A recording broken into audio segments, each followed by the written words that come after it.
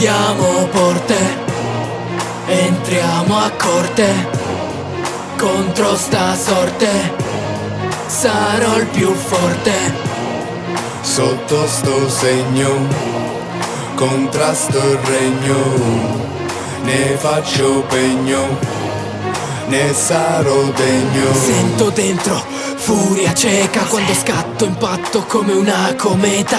Con sul mio sangue butto giù il gigante della mia leggenda. Parlerà il poeta. Io che ho solcato il verde delle terre dei Menir, sui Drakkar, tra la spuma e la schiuma degli Elisir. Fui più ricco dei visir, io ho sconfitto le disir e salvato il grande tir dall'ira immonda di Fenrir.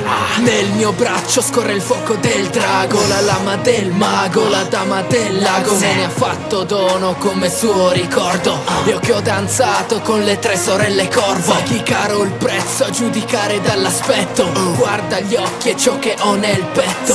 Chiedi al cuore, il mio nome è forte, lo scrittore di mezzanotte. Sfondiamo porte, entriamo a corte, contro sta sorte sarò il più forte.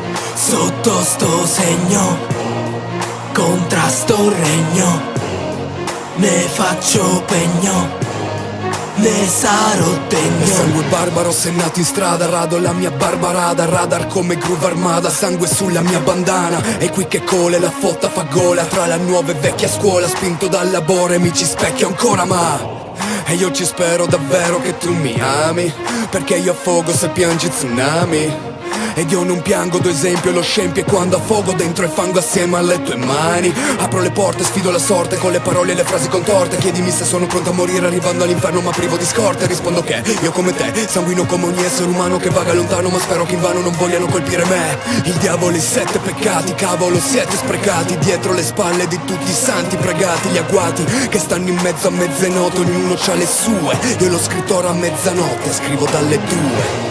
Sfondiamo porte, entriamo a corte, contro sta sorte sarò il più forte. Sotto sto segno contrasto il regno, ne faccio pegno, ne sarò degno.